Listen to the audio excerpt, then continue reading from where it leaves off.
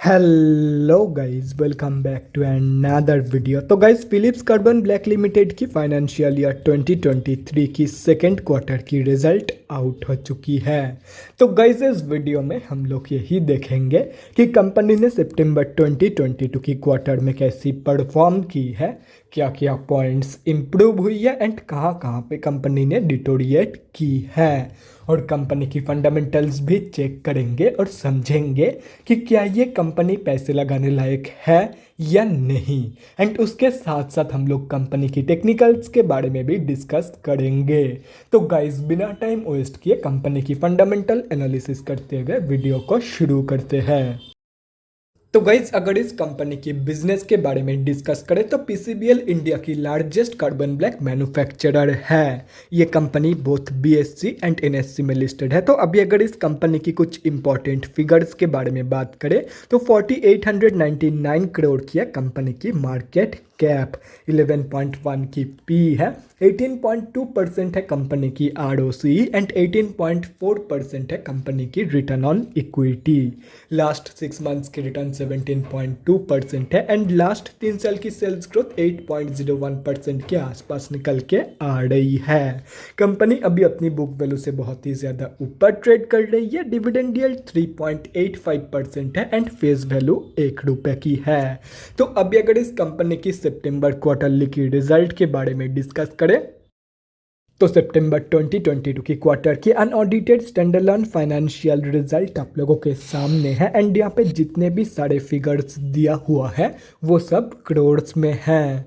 तो गाइस, सबसे पहले हम लोग कंपनी की इनकम चेक करते हैं। तो सितंबर 2022 की क्वार्टर में कंपनी ने अप्रॉक्सीमेटली 1631 करोड़ की इनकम जनरेट किया है।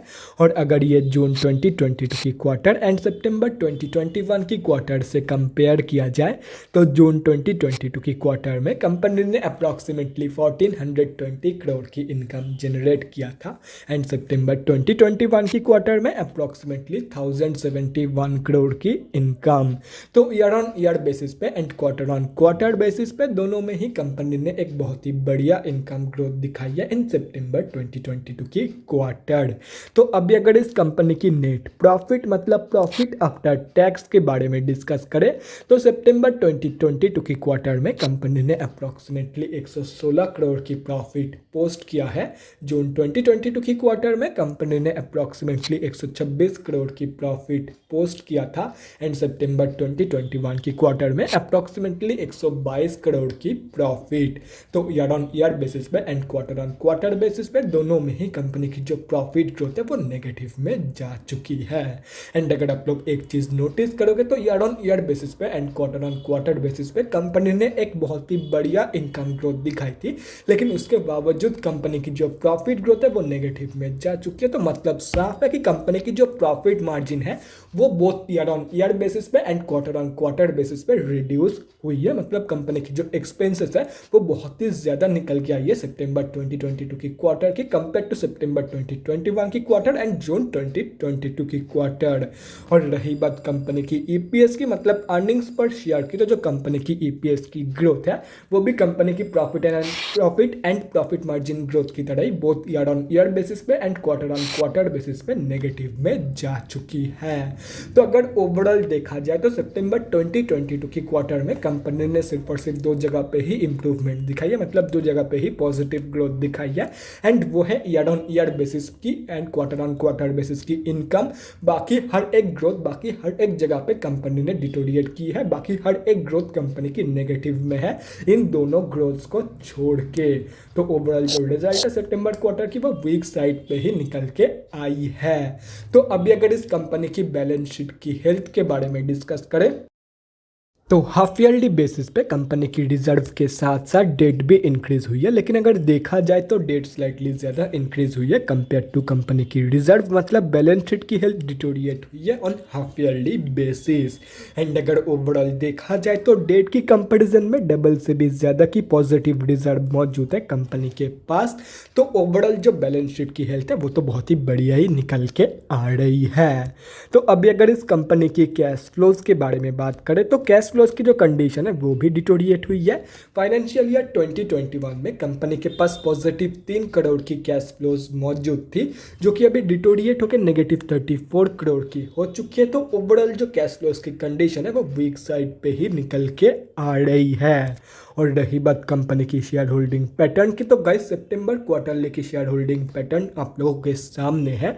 तो सितंबर की क्वार्टर में सिर्फ और सिर्फ DIIs ने ही सेलिंग करी है, बाकी प्रोमोटर्स एंड FIIs ने बाइंग करी है।